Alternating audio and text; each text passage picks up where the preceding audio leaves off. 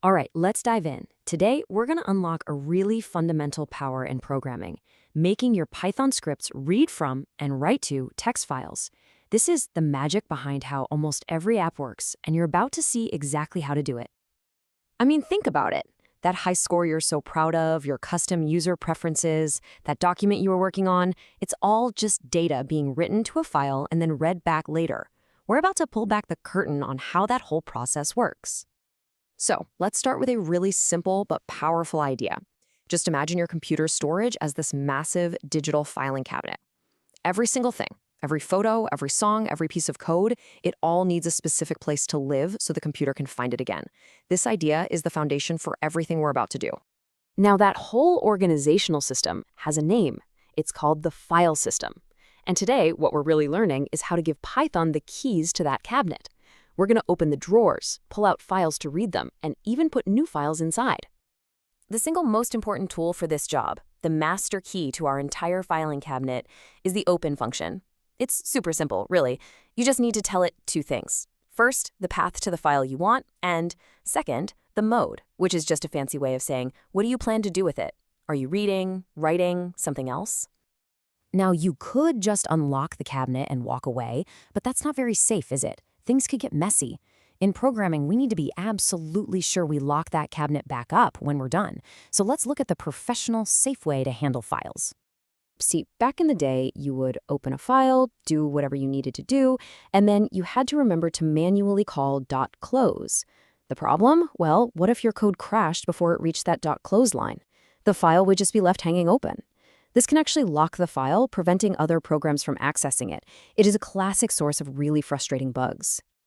So the modern professional solution is this beautiful thing called a with statement. It's a total game changer. It absolutely guarantees that the file will be closed for you automatically no matter what happens. Even if your program completely crashes in the middle of an operation, Python cleans up after you. This isn't just a suggestion. It's the standard for writing robust, reliable code. So why is it so much better? Well, for one, it's like a self-closing drawer. You use it, and it shuts itself.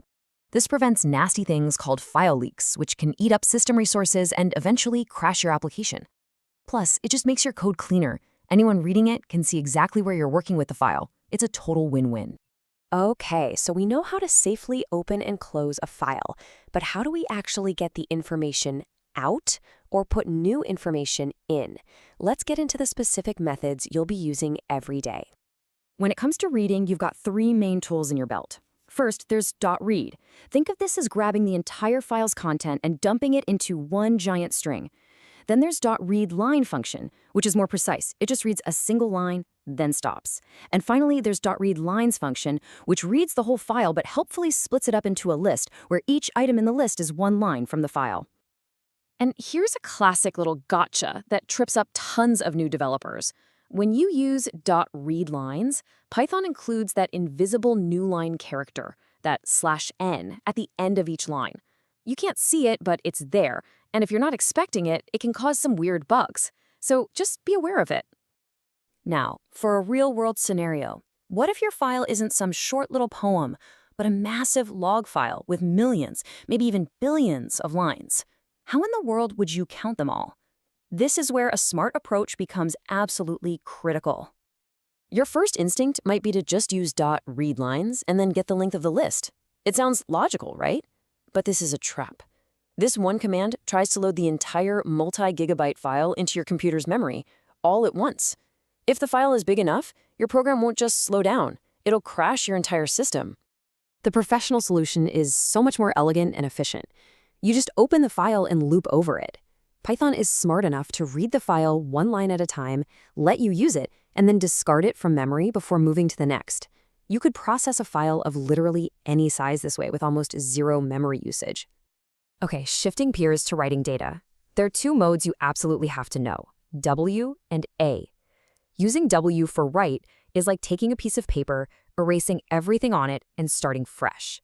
But using A for append is like just picking up the pen and adding a new note to the bottom. The difference is crucial. Accidentally using W when you meant to use A could wipe out hours of critical data.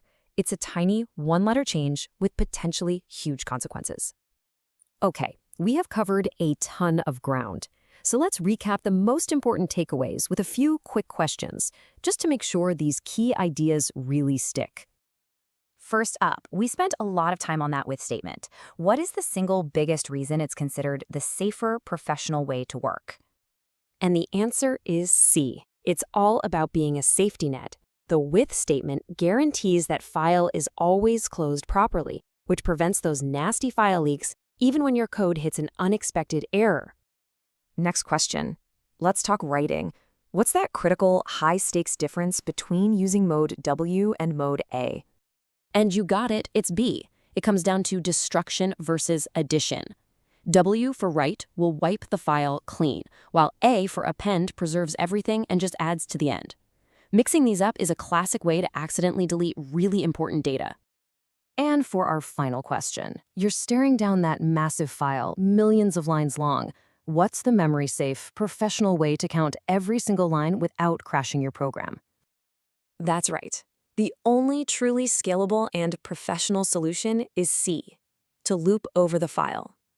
By reading it one line at a time, you keep your memory usage incredibly low, making it possible to process files of any size without breaking a sweat. And we'll end on this thought from the great B.B. King. The skills that you've picked up today for handling files in Python, they're now a permanent part of your programming toolkit. Thanks for tuning in.